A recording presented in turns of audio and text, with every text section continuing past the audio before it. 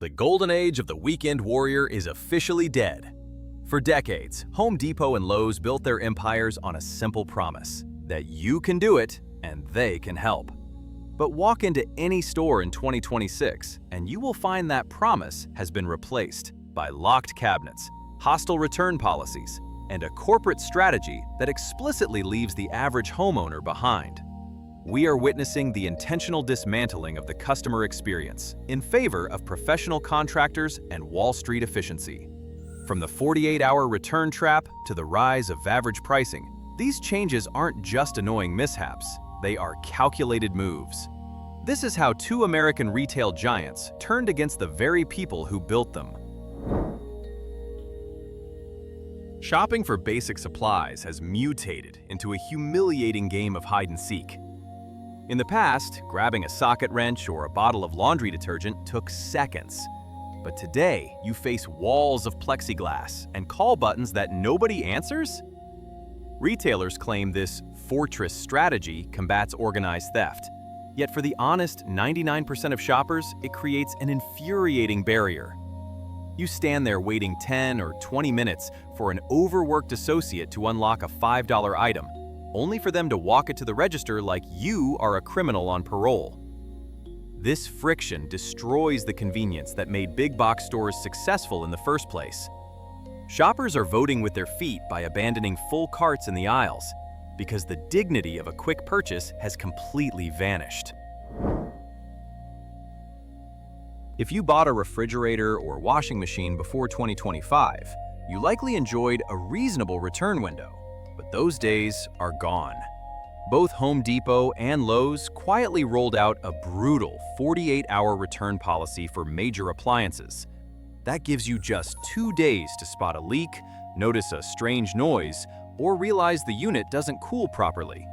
Miss that tiny window, and the store washes its hands of you completely. Instead of a simple exchange, you are forced into a complicated process of manufacturer warranty claims and waiting weeks for third-party repair technicians who might not even show up. They shifted the risk entirely onto you. For a purchase that costs thousands of dollars, this policy isn't just strict, it borders on predatory. Leaving the store has become just as difficult as buying the product. You used to walk out with a friendly wave, but now a dedicated receipt checker guards the exit and treats every paying customer like a suspect.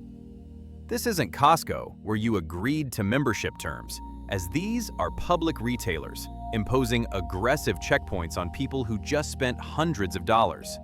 The irony stings, because they forced you to use self-checkout by cutting cashier staff, made you bag your own items, and now they do not trust you to do the job they didn't pay you for. It creates a hostile atmosphere where the final interaction you have with the brand is an accusation. One minute you are a valued guest, and the next you are a potential thief.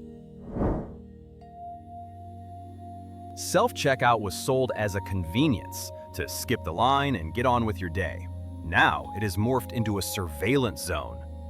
In late 2025, stores began capping self-checkout items to 10 or 15, which forces anyone with a full cart into the single open cashier lane that stretches back into the lumber aisle. Cameras equipped with AI now watch your every move and flag suspicious behavior if you scan too fast or hesitate too long.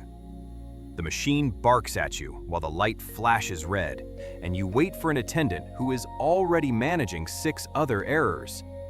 They removed the human staff to save money, but instead of efficiency, they built a system that combines the worst parts of automation with the frustration of waiting. We are analyzing every major change hitting retail in 2026, so you can see what is coming next. If you value honest reporting that protects your wallet, please subscribe and turn on notifications. We will continue with the biggest shift happening in the boardroom. The biggest shift isn't happening on the shelves, but rather in the boardroom. Home Depot's $18 billion acquisition of SRS Distribution in 2024 sent a clear message that the future is the professional rather than the homeowner. They are chasing the contractors, roofers, and pool builders who spend millions, which leaves the weekend DIYer fighting for scraps. You feel this change in the service levels. The Pro Desk gets free coffee, dedicated staff, and reserved parking, while the regular aisles resemble a ghost town. They are not trying to win your loyalty anymore because you simply do not spend enough. The friendly orange apron who used to teach you how to patch drywall has been moved to manage bulk orders for construction firms. You aren't the customer anymore. You are just background noise. Paper price tags are becoming extinct and are being replaced by digital screens that look innocent, but carry a hidden threat. Electronic shelf labels allow corporate headquarters to change the price of every item in the store with a single click. Retailers claim this improves efficiency, but it opens the door to variable pricing, which is the same surge model used by rideshare apps. Imagine the price of plywood jumping 10% on a Saturday morning because demand is high, or fans becoming more expensive during a heat wave. Executives deny these plans, but the infrastructure is now in place. In 2026, the price you see online might not be the price you pay in the store, and the price at 8 a.m. might be different by noon. Trust is eroding because the price tag is no longer a promise, but just a temporary suggestion. Ordering an appliance for delivery used to be safe, but today, it is a gamble you will likely lose. These stores have largely outsourced their delivery logistics to third-party gig economy platforms. The person delivering your $2,000 French door refrigerator often isn't a trained employee, but a subcontractor, paid per stop, who is rushing to finish a route. Stories of dented doors, scratched floors, and abandoned hookups have flooded consumer complaint boards in 2025 and 2026. When things go wrong, the store points at the delivery company points at the store, and you are stuck with a broken appliance in your hallway? Accountability has vanished. They took the delivery fee you paid and used it to hire the lowest bidder, sacrificing your experience to pad their margins. Try finding the price of a power tool today. You will often see a sign that says, "Scan for price," or "Download app to unlock." This isn't an accident. It is data harvesting disguised as modern retail. They are forcing you to install their app, track your location, and hand over your personal data just to perform the basic function of shopping. In some stores, Bluetooth-enabled tools won't even work unless they are activated at the register through a digital system. They are building a walled garden where you cannot simply walk in and buy something anonymously. Every interaction must be tracked, logged, and monetized. The days of browsing are over, and now you are just a data point generating metrics for their quarterly earnings call. Nothing illustrates the war on customers better than the Pennygate scandal of December 2025.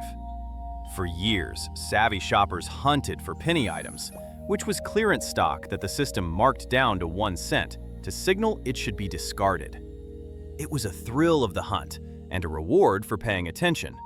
But recently, corporate cracked down with zero tolerance. Customers finding these items are now having them ripped from their hands at the register. Managers are refusing to honor the scanned price by citing system errors or policy updates. It isn't about the 1 cent, it is about the principle. When a retailer refuses to sell an item for the price their own system displays, they break the fundamental contract of retail. It sends a message that the system is rigged and the house always wins. You buy a brand name faucet or drill at a big box store, thinking you are getting the same quality as the professional supply house. But you aren't. Manufacturers often create specific SKUs for Home Depot and Lowe's that use plastic internal parts instead of metal to hit a lower price point. This value engineering means the product looks identical on the outside, but fails half as fast. In 2026, this practice has spread from power tools to plumbing fixtures and even lumber quality. You are paying for the brand reputation, but you are buying a disposable imitation. The stores know this and count on the fact that you won't notice the difference until the warranty has expired. It is a subtle deception that turns durable goods into landfill fodder. You might think you are a good customer, but a secret score says otherwise. Home Depot and others use a third-party service called the retail equation to track your return behavior. Return a few too many items, even with receipts, and you get flagged. Suddenly, your ID is scanned, and the register prints a denial slip banning you from making returns for a year. Consumers in 2026 are finding themselves blacklisted for legitimate returns, like bringing back extra tile from a bathroom renovation. There is no judge or jury, and often no clear way to appeal. You are simply branded a risk by an algorithm. It turns a standard customer service interaction into a background check, which leaves loyal shoppers humiliated and stuck with merchandise they cannot use. Wandering the aisles of a 100,000 square foot warehouse looking for help has become a defining American experience. Staffing levels have been slashed to the bone.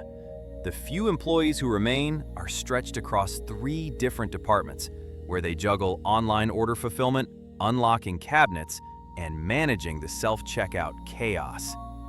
Expert advice is extinct. You used to find retired plumbers and electricians wearing the apron, who were ready to walk you through a project. Now, you are lucky to find a teenager who can point you toward the restroom. This skeleton crew model boosts short-term profits, but destroys the long-term utility of the store. They are betting that you have no other choice but to shop there, so they don't need to earn your business with service anymore. Lowe's rolled out their MVP rewards, and Home Depot pushed Pro Extra. But for the average person, these programs are smoke and mirrors. They offer confusing tiers, points that expire, and benefits that require spending thousands of dollars to access. Compare this to the straightforward rewards at local competitors, and the disconnect is glaring. These programs are not designed to reward you, but rather to gamify your spending and extract more data. They want you chasing status tiers rather than comparing prices.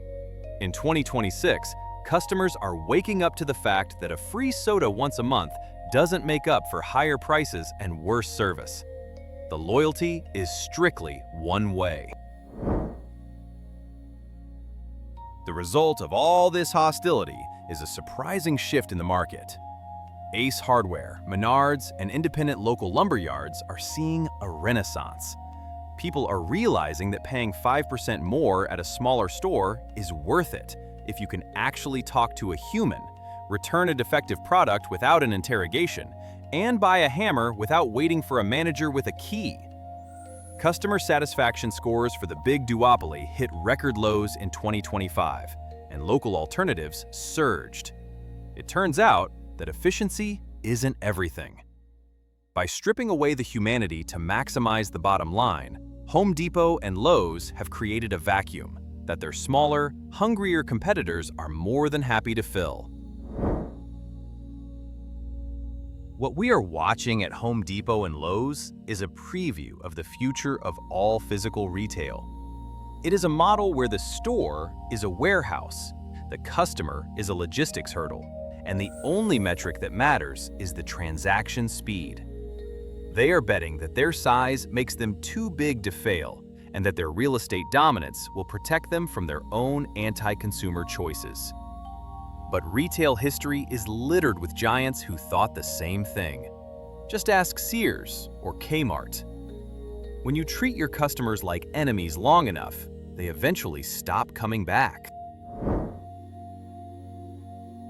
The ERA of the helpful hardware store is over and replaced by a cold, data-driven machine that views you as a liability rather than a partner. These changes at Home Depot and Lowe's signal a fundamental break in the relationship between retailer and customer. They have stripped the humanity right out of the building. If you are tired of being treated like a thief in the stores you support, please subscribe and share this video, as it is the only way we can send a message they will actually hear. Thanks for watching, and I'll see you in the next one.